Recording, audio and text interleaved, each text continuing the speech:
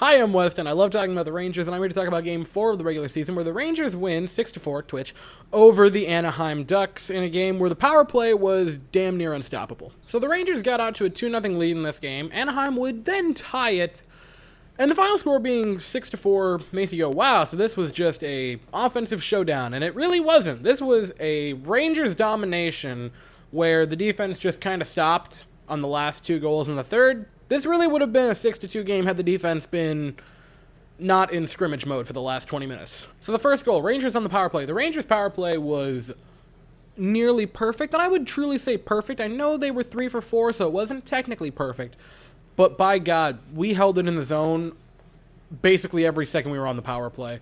Rangers take it into the offensive zone on this play. Panarin passes it to Mika Zibanejad, who gives it to Vincent Trocheck right in front of the net, doing his very best Chris Kreider impression for a little tip-in, and the Rangers take a 1-0 lead. So the Rangers on the second power play of the game, in the offensive zone, Panarin gets the puck from Mika Zibanejad. He passes it to Vincent Trocheck, who also had a really good night.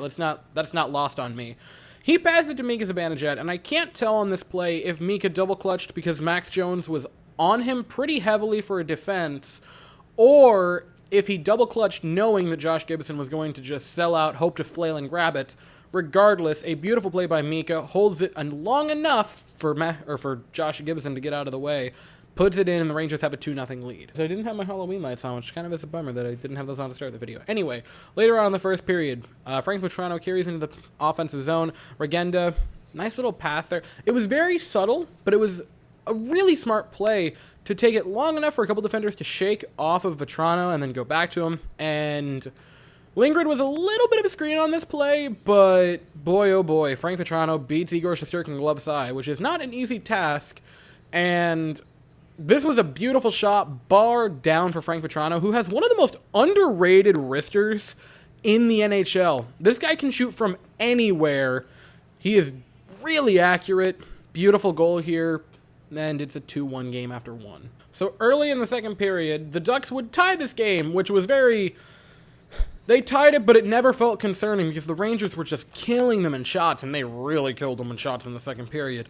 But Trevor Zegras, little pass from Troy Terry, goes into the offensive zone, not very far ahead of the defenders, but enough. If you give Zegras any bit of space, even if it's not much, he's probably going to score. Get Shesterkin going left to right, opens up the 5-hole, and he scores. It's a tie game. But again, even with the tie game, it just didn't feel close. So after that goal, the Rangers, we never stopped out shooting them. We never turned it on. It was always on.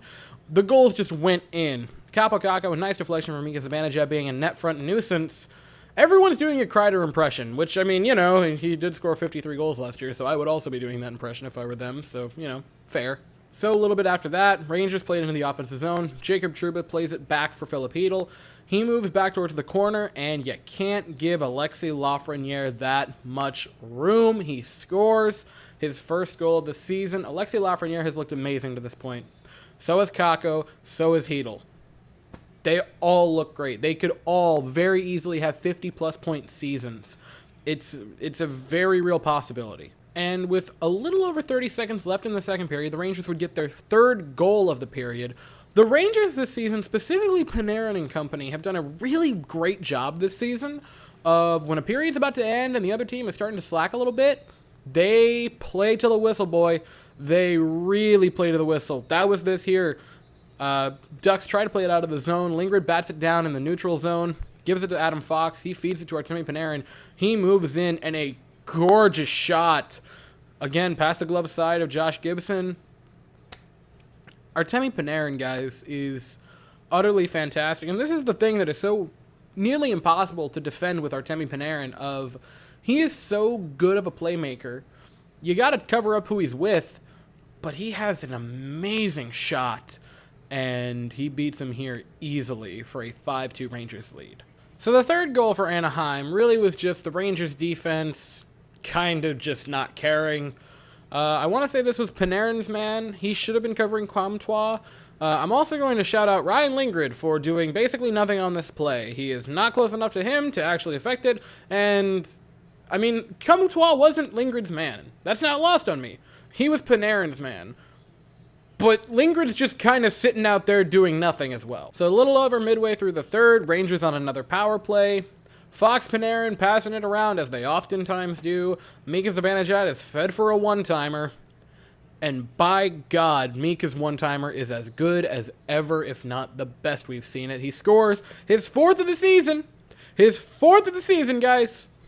His 4th. There have been 4 games. He is amazing right now. And Derek Grant would get a goal later on in the 3rd period. And while the defense, it would have been handy if they'd, defended.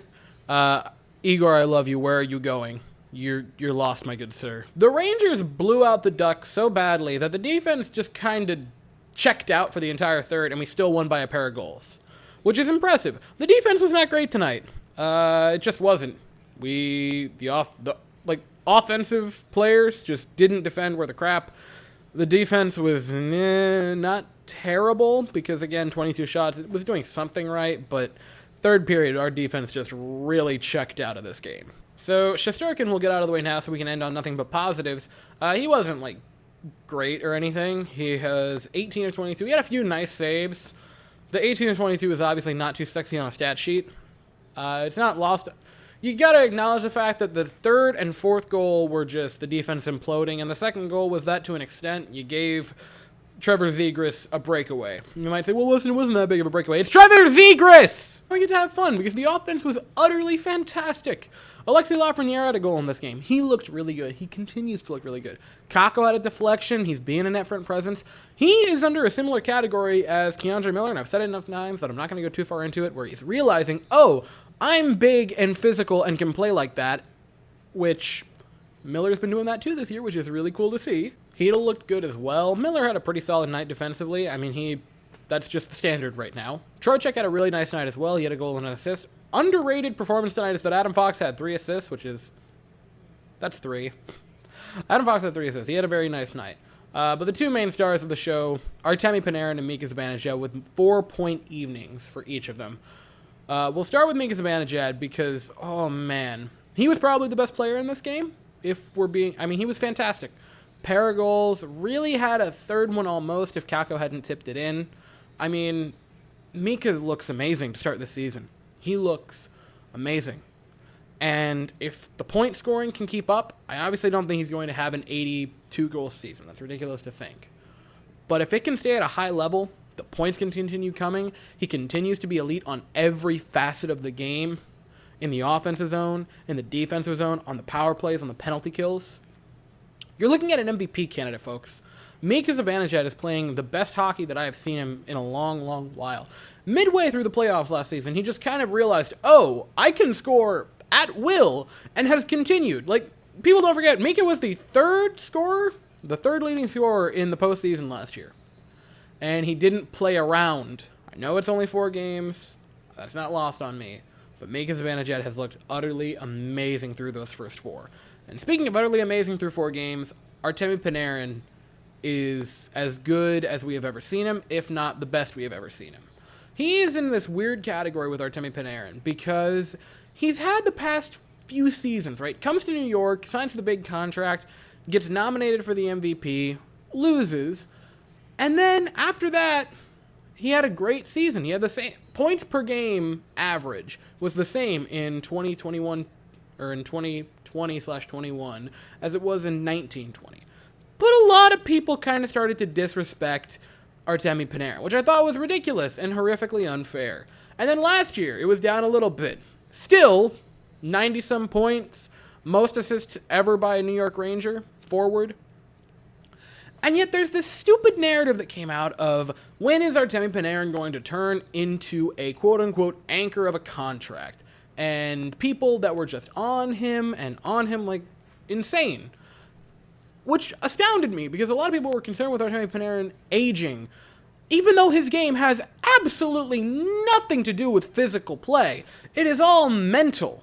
So the fact that people are concerned about his aging process is very strange to me. And so he has come out this season to start it and has been, I honestly think, the best he has ever been as a New York Ranger through 4 games. I mean, he looks fantastic, and I am ecstatic to see where it goes.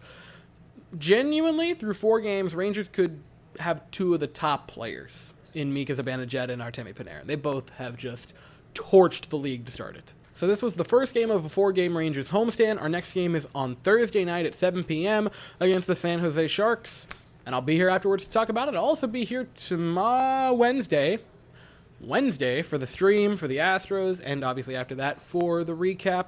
But until then, thank you all so much for watching. I hope you all have an absolutely fantastic day. And as always, go Rangers. I said Stros before that. It's go Rangers.